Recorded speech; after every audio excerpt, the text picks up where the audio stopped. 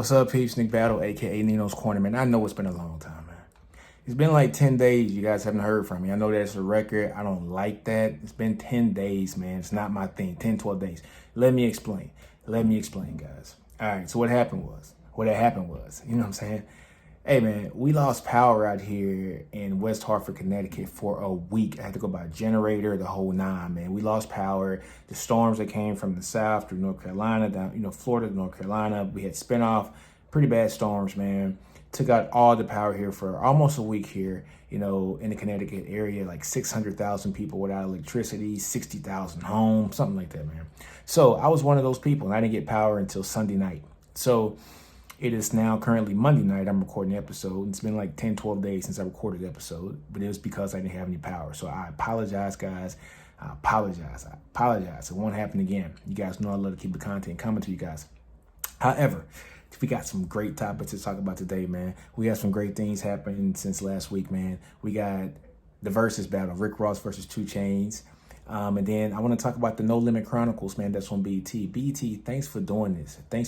And then I think this Wednesday, it's going to be Master P, I think, has 2 more episodes of the Chronicles, or maybe 1 more episode. And then the Rough Riders Chronicle comes out too on Wednesday. So, man, thank you, BET, for telling these stories of these Fortune 500 companies and CEOs that have done it big in hip hop, that have laid the blueprint and the foundation for a lot of businesses, not just hip hop businesses, but businesses in general. And especially Master P, man. I'm going to talk more about this in the second half of the show. But P, man, was so influential, and not just, he was doing everything that you see is trying to get done now, or is getting done now. P pretty much did it in the 90s, and the industry just wasn't ready for it. But we'll talk about that on the second half of the show. Now, let's talk about this Rick Ross and 2 Chainz versus battle, man. You're talking about a battle that, when I first heard the battle, I was like, Rick Ross is going to win. I just think it is nothing against 2 Chainz. I love 2 Chainz. I love his music. Duffelback Boys is one of my favorite songs, man. His whole Codeine Cowboy, mixtape was a beast. I loved it. From Lala with Busta Rhymes to Feeling You, to the song with Saha the Prince. Of course, Riding Around and Getting It. Spend It. I mean, he has some joints, man. He has some bangers on the album. Yeah, he's just great. I mean, he is. He's great in his own right. And it's his album, The Pretty Girls Love Trap Music, I think, is a classic in the South.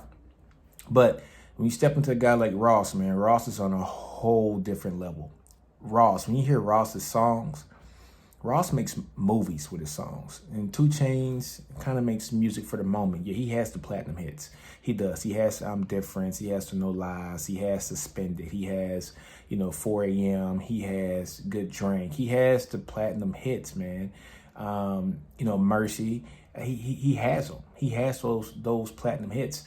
But Ross has movies. He has those songs, I think, that kind of touch your soul, and we're going to talk about that when we step through these rounds. So I think overall, I had Ross winning the battle. I think 14-6 in the first 20 rounds, and I think through the 23 rounds, I had it 16-7, and then like the last round was like round 24. It was actually like the last 4 rounds were bonus rounds. But let's just concentrate on those first 20 rounds. And we'll step into it. So, first round, guys. Rick Ross, BMF, banger. And 2 Chainz featuring Drake, No Lie. Me, personally, I like BMF. I do. BMF was, I think, my favorite song out of the 2. But No Lie was a bigger record. So, I got to be kind of, kind of fair about this. That was a bigger hit. It just really was. Even though BMF, I think, was more of a cultural, smash. It was a hit. So, I get a point to 2 Chainz. A lot of people want to argue with me on that, but I get a point to 2 Chainz, all right? I just think No Lie was a big record. Number 2, round 2, Rick Ross Hustlin' versus 2 Chainz, I'm Different. 2 Chainz had another big hit, but Hustlin' was just a little different. It was Rick Ross's first smash. It was a huge hit for him. It was used in movies. It was used in commercials. It was used on comedy shows. It was used in just about everything. Every day I'm hustling. I mean, I think McDonald's even had it on one of their commercials. Hustling was a bigger hit And it also brought Rick Ross into the game, and it brought that swagger that we haven't seen in a rapper in a while. You know, so I gave that to Ross. So here we are, 1-1, you know, tied up. Round 3, guys. Lil Wayne featuring Rick Ross John versus A$AP Rocky featuring 2 Chainz, Drake, and Kendrick Lamar, Effing Problems. I had to give it to Rick Ross and Lil Wayne with John because, you know, 2 Chainz just had the hook on that song. So I can't give you full credit on the verses. You know, the first part of verses is verse without you having the full verse in the song. You just had the hook. So I got to give it to the people, to you know, like to the person who's spitting on that song. So round 3 goes to Ross. And I know what Chainz tried to do. He set it up with the acapella verse that he had did, and I guess A$AP or somebody heard the verse and took that last piece of it and made the hook and then made the song. And I get it, he played the acapella verse, but that ain't doing it for me. Like, I need to hear the song. The song is Effing Problems. Now you have the hook, and you have John with Lil Wayne and Ross, and John ended up spawning to be one of Ross's songs, which I'm Not a Star, which we'll get to later. So I got it 2-1 Ross. Round 4, guys. Round 4. Rick Ross featuring John Legend, Rich Forever versus 2 Chainz Spend It. This is another hard round. 2 Chainz Spend It is probably his monster hit that really got him on the map, you know, like as a solo artist. But Rich Forever, like I said, guys, it's a movie. When you hear that song, you hear those keys played by John Legend, it's just a movie. It just feels different. Rich Forever, it just feels different, man. John Legend even played it in his versus battle against Alicia Keys. It just felt different. I gave a point to Ross, Rich Forever. So what do we have? That's round 4. I got a 3-1 Ross. All right, round 5. Rick Ross featuring Wale and Drake, Dice Pineapples versus Player Circle featuring Lil Wayne, Duffel Bag Boy. This was a hard one for me. Dice Pineapples just feels different. Even though Duffel Bag Boy was a hard song, I actually went to a Wayne concert with a couple of my homies, right? Just to see Player Circle perform Duffel Bag Boys. They opened up for Lil Wayne in Macon, you know, in Macon, Georgia. I was stationed out there in one of Robbins, Georgia. And so I actually stood in line, went to the concert because I wanted to see, at the time, Titty Boy do that Duffel Bags Boy, him and Dollar. So I wanted to see Player Circle do that. And I saw that, and it was an amazing intro. Wayne didn't even perform. I don't think the money was right for that show, but 2 Chainz performed. At the time, Titty Boy and Dollar performed. And they did their thing, and that was a smash hit, and that was before the hit actually blew up. I think that was before they even shot the video for the song. So, you know, but hey, Dice Pineapples is just it was a big record. I mean, it just sounds like a movie, you know. I mean, Ross's lyrics, man, it's just stupid, So I got it 4-1 Ross through 5 rounds. All right, round 6, Rick Ross, MC Hammer versus 2 Chainz and Nicki Minaj, I Love Them Strippers. Guys, I had to give it to 2 Chainz on this one. I liked MC Hammer, but it sounded too much like BMF to me. And it's like there wasn't no creativity in the song, which don't get me wrong, I love the song. But, you know, I get it to, you know, like the 2 Chainz. I just thought the MC Hammer sounded too much like BMF. The beat sounded so much the same. It's almost a rip off of that. So I gave it to 2 Chainz. All right, I gave it to 2 Chainz. All right, round 7, man. Rick Ross versus Chrisette Michele and Drake, Aston Martin Music versus 2 Chainz and Young Jeezy, Super Freak. Aston Martin Music. Super Freak ain't beating Aston Martin Music, man. It's not doing it. Just it ain't doing it. I mean, a movie versus Super Freak, basically. So I want you to listen to the music and just listen to the lyrics, and it's something that you could live out. You know, it's just, it was what it was. So I gave it to Ross. So I got it 5-2 Ross for 7 rounds. Round 8, guys. Rick Ross, Santorini Grease, 2 Chainz, Juicy J and Lil Wayne, Bands Make a Dance. Bands Make a Dance was a big record. But Santorini Grease is just a lyrical monster. I had to give it to Ross. I mean, it's a different, like I said, it's a movie. Like, it's a movie versus a strip club song. And once you start going through these songs, man, we're at round 8. I got a 6-2 Ross. There starts to become a theme. Like, don't get me wrong, I love 2 Chainz music. But the songs, the content in those songs are starting to sound the same. And you can see Ross's breath, his breath of music, his breath of everything when it came to making music, picking beats, picking songs.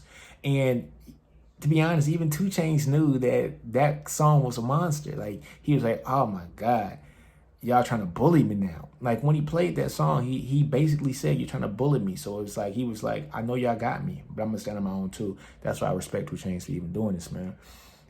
Now, don't get it wrong, this wasn't like no runaway. Even though the score is 7-2, I'm sorry, 6-2, I got Ross, 6-2 for 8 rounds. 2 Chainz is still a beast. He's hit all those songs that I don't have him winning will win against a lot of artists, but Ross is just on a whole nother level, guys. All right, guys, round 9. So I got 6-2 right now after 8 rounds. Round 9, Meek Mill featuring Rick Ross, I'm a Boss. And then the other one's Lil Wayne versus 2 Chainz, Richest F. You know what I'm saying? I got to give it to I'm a Boss. You know, and I got to do that because now it's 7-2, but I got to give it to Ross and Meek because 2 Chainz just had a hook on the song. So I can't give you credit for the song. I can't do it. And all you did was the hook. I can't do it. So that's just against my morals. It's a verses. I need a verse. All he did was play the hook and then bounced out. It was like 15 seconds. You know what I'm saying? So, but it was a dope hook. But I'm a Boss I think it was a big hit. So there you go, 7-2, Ross. Now, you know, so round 10. Rick Ross featuring Jay-Z, Freemasons, 2 Chainz, and Pharrell's Feds is Watching, which, another hard round. Feds is Watching was dope. But go and listen to Freemasons. Movie. That's the theme, guys. But I think that might be the first time I ever like voted against a Pharrell beat. Pharrell's a monster, man. So I got an 8-2 Ross right now. All right. Let's go to round 11. Rick Ross and T-Pain, The Boss. 2 Chainz featuring Quavo and Gucci Mane. What's it? Good Drink. Yeah. You know what I'm saying? Good Drink. I liked The Boss. It was a big hit, but it was something about Good Drink. I like Good Drink. So, you know, I gave that to Chainz. So we're looking at through 11 rounds, 8-3 Ross. It's just something about 2 Chainz, man. With that drink, I mean, when 2 Chainz hits that smooth vibe, there's not a lot of people that can mess with him. So I actually like that song. I actually like all of 2 Chainz songs, but I like that song to win that round. Round 12, Jay-Z featuring Rick Ross. That for me, you know I got it. Verse 2 Chainz, Watch Out. Jay-Z and Ross, I literally hopped up in my car. All right, so side story, guys. I had no power in the house. My cell phone service is horrible in my area, so I don't have any Wi-Fi. So I literally got in my car, left my wife and kid in the house. So, you know, they were in their sleep. Got in the car, drove to the Target parking lot so I can watch the Versus Battle live. So when this song came on in round 12, I just like my whole car was shaking. Like I was jamming. So round 12, Ross. You know what I'm saying? So that's 9-3 Ross. Okay. Next round, round 13. Kanye West featuring Rick Ross, Devil in a New Dress. 2 Chainz featuring Travis Scott, 4am. Kanye and Ross, it's a movie. I gave it to Ross, round 13. Yeah. 10-3 Ross. All right. Round 14. And you can tell this is where Ross started to separate himself. So round 14, Tears of Joy by Ross. 2 Chainz, Big Amount, featuring Drake. Tears of Joy is a song.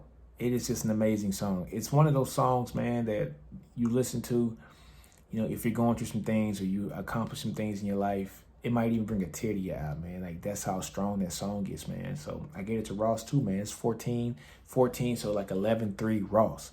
You know, there's nothing. I love 2 Chainz music, but Rick Ross's catalog, man, that Tears of Joy is a hit on another level. It doesn't have to chart to be that kind of, it's a hit on another level. It's one of those songs that he can close a show with and everybody be singing the song. Like, it's one of those classic, timeless rap songs.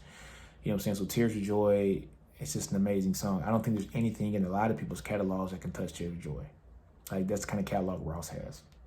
All right, round 15, guys. So okay, so round 14, I got it 11-3 Ross. 15, Ross featuring Drake and French Montana, Stay Scheming versus Big Sean and 2 Chainz and Drake, All Me. Stay Scheming. You wasn't with me shooting in the gym? That's all you gotta say. Stay Scheming, round 15. Round 16, French Montana featuring Drake, Ross, Wayne, Pop That, 2 Chainz featuring Trey Songz, Ty Dolla $ign and Janae Akoy, I'm sorry. And that was It's a Vibe. It's a Vibe, Chainz. That was a dope song. It's a Vibe. You know what I'm saying? So I get it to 2 Chainz, man.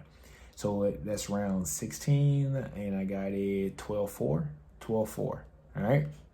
Round 17. Even though Pop That was a big song, but It's a Vibe was dope too. Round 17, Rick Ross, I'm on One, featuring 2 Chainz and Lil Wayne's No Problem. Yeah, so 2 Chainz, Lil Wayne, and Chance the Rapper. I think they won a Grammy for that song. You Know What No Problems was dope, and 2 Chainz' verse was sick. It was amazing. So I gave that to 2 Chainz, man. So we're looking at round 17. We're looking at, what's that, 12-5. And then round 18, Ross, I'm Not a Star, and 2 Chainz and Kanye West. Birthday song, I gave it to Kanye West and 2 Chainz. Dope video, dope song. I remember I was deployed to Afghanistan when this song came out, and I remember seeing the video, and I was just like, it's gotta be kidding me, man. This is dope. So that was like 2014. So yeah, man.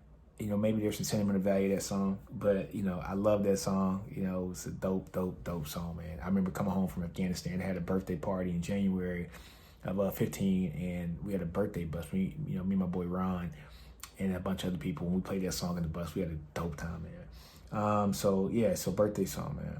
And so I got it to 12-6 Ross right now.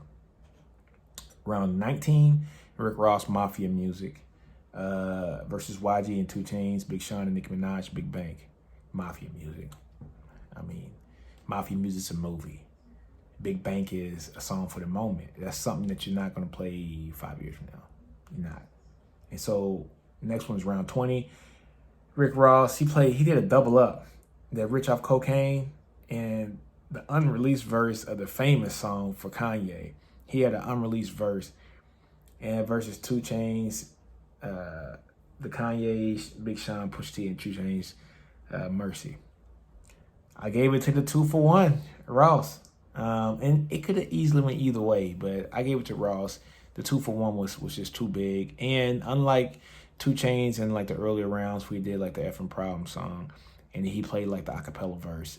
Like 2 Chainz Rick Ross actually played the whole song and he played his verse in it. So I gave it to Ross. 14-6 Ross, man.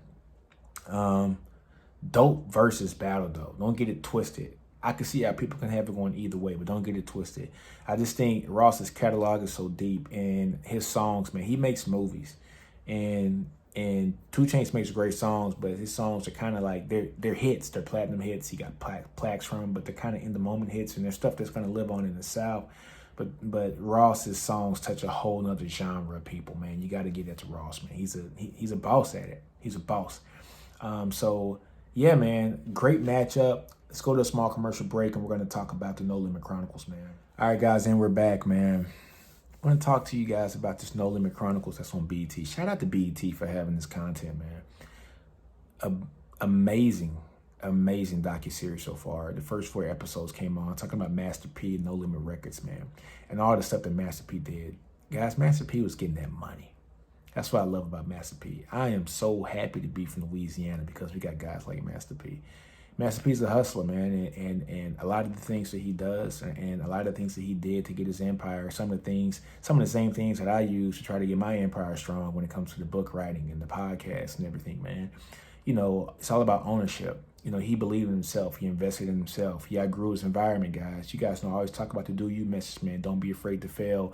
Outgrow your environment. Understand your brilliance, right? You know, so don't be afraid to fail. P wasn't afraid to fail, man. He moved him and his wife and his kid, you know what I'm saying, Romeo, from New Orleans up to, Oakland. No, Richmond, California. Richmond, California. You know, so he moved to the Bay Area, man, and did his own thing there. He wasn't afraid to take a chance on himself, man. The next thing, man, you got to outgrow your environment. Outgrew his environment. Got out of the situation he was in, you know what I'm saying, third world Calio projects. And, outgrew that environment to make something better for himself and his kid. You know, he was selling dope, you know, pretty much from his own, you know, projects when he had his kid, he was married, and, you know, he had to outgrow that environment because he wanted to live a better life for his child. and his wife.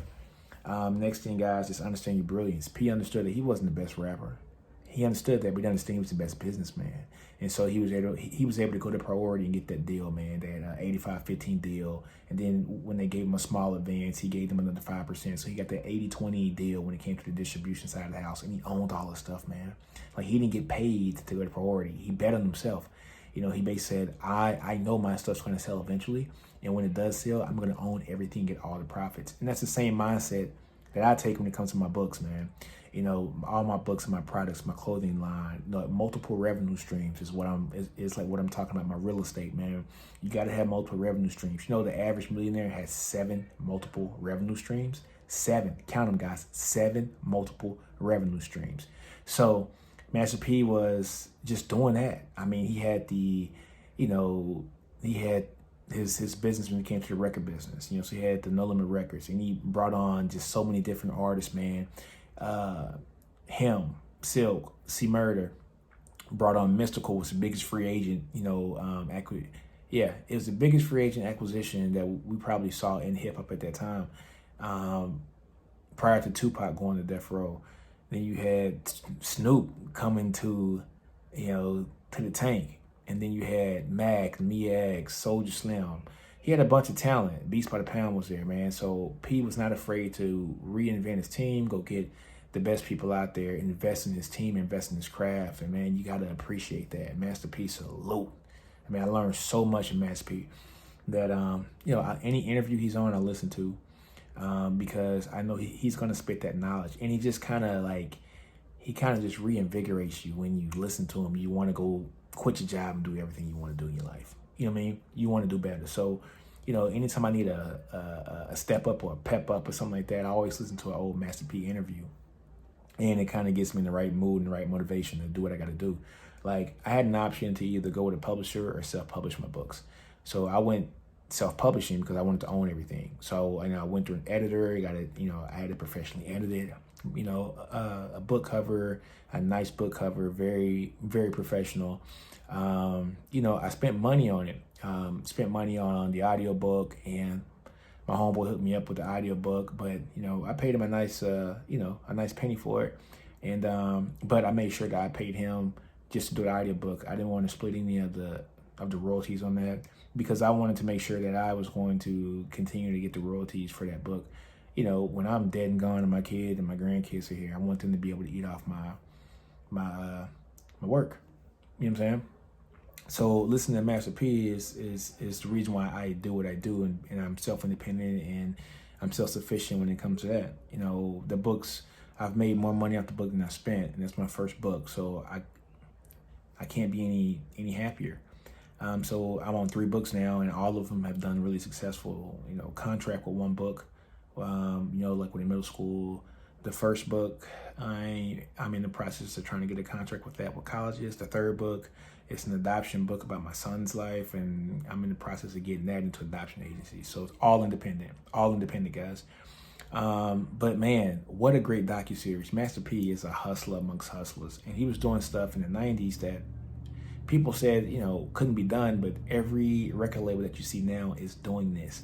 Opened up a sports agency. That's what Rockefeller's doing now, and they're thriving. But P was so ahead of his time, they didn't want to let him in there. Look at J. Cole trying to go try out for the Pistons.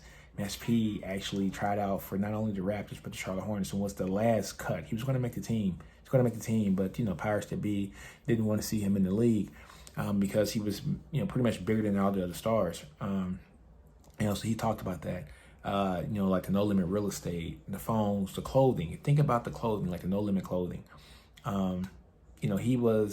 He branded himself. No Limit everything. He branded the No Limit brand is something that'll never go away. When you saw that tank around somebody's neck, you understood that they wore No Limit soldier, right? I wanted a tank. I bought a fake tank in high school. I'm from Louisiana, baby, so I brought a fake tank in high school, man. That's how much I wanted to be a No Limit soldier. That's how much the brand was. It was genius. He understood that to brand himself, everything had to be, a brand. No Limit this, No Limit Records, No Limit Agency, No Limit Sports Agency, No Limit Real Estate, No Limit this. So way to go, Master P, man. Totally appreciate what you've done for the culture, man. It's good to see the series. I can't wait to see the rest of it, man. But on that note, guys, it's getting late. Gotta go, man. My kid's screaming in the background. You guys probably heard that. He is tired, and I am neglecting him right now. So on that note, guys, do you, man. Don't be afraid to fail. Outgrow your environment. Understand your brilliance. And let's add something on this, man. Invest in yourself, man, like Master P did. Invest in yourself. You got a dream. Go make that thing happen. Invest in yourself. Believe in yourself, man. Believe in yourself, man. And on that note, man. Oh, one more thing. There's 2 people that I like to listen to when it comes to podcasts, but we'll get on that on the next podcast, man. It's getting late. We'll talk about this on the next podcast tomorrow. All right? Later. NinosCorner, I'm out.